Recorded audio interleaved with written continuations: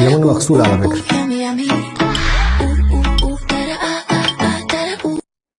طبعا كل سنة وانتم طيبين، احنا في الشتاء وده لسان عصفور.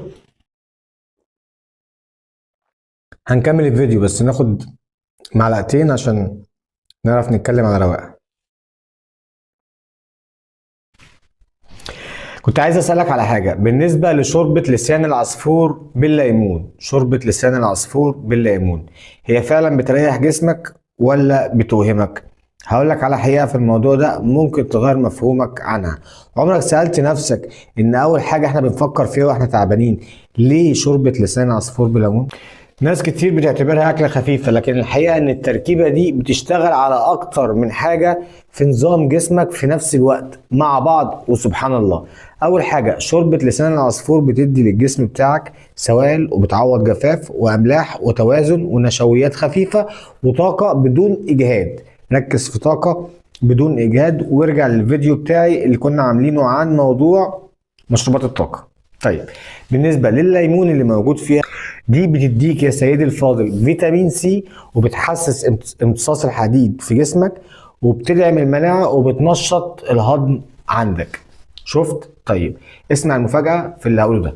لا كده اقول لك اصلا ان الحرارة اللي بتخرج من الشوربة دي هي بتعمل عملية تخفيف للتقلصات في معدتك وبتحسن الجهاز الهضمي عندك. زائد وقت التعب، وقت البرد، وقت المغص او حتى لو ارهاق نفسي، وجبة خفيفة هتقلل تعبك معاها شوربة خضار بليمون وهتديك مناعة، عشان هي اصلا بتهدي جسمك وبترجع لك شعور تام بالهدوء، وده عن تجربة شعور تام بالهدوء.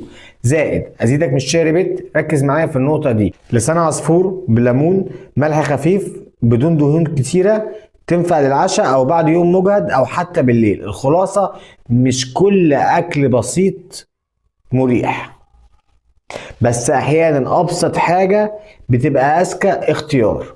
والدعوة للتفكير معانا النهاردة، اسأل نفسك انت بتاكل وخلاص ولا بتاكل لمفيد؟ لان الفترة اللي احنا فيها دي وفي ظل وجود اكلات مصنعة كتيرة، وجبات مصنعة كتيرة، احنا بندور على المفيد ثم الافيد، وناخد الفيتامينات او الفيتامينز اللي احنا عايزينها من الطبيعة ومن الخضار ومن الفاكهة بدل ما ناخدها من الاكل المصنع.